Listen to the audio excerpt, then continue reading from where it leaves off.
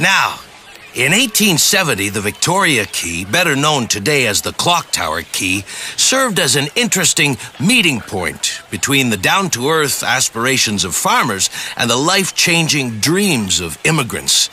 If my great-great-grandmother, may she rest in peace, was still here, she would probably tell you that this is where earthly desires espoused heavenly providence.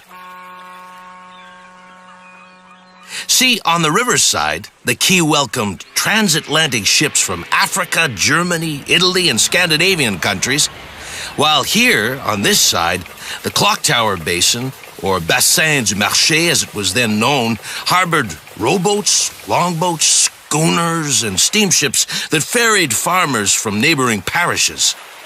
In a sense, farmers crossed the river to harvest the fruits of their labor, while migrants traveled across the vast ocean to plant new roots.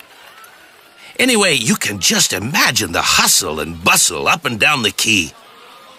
During spring, summer, and autumn, most South Shore farmers boarded the Longueuil-Montréal ferry saddled with their produce, eggs, butter, fruits, and vegetables.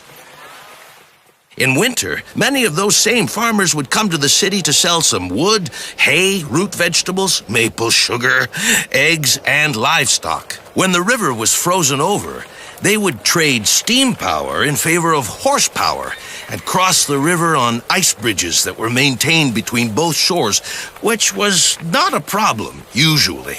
But there was always the odd fool who would venture out on the ice before it was ready. Men like the husband of my great-grand-aunt, Rosemée, Tom Poisson was his name, who was brave or stupid enough to ride on thin ice with his small cargo of cheddar cheese and potatoes. He was lucky. Legend has it they eventually found him safe and sound, floating on a sheet of ice somewhere near Sorel.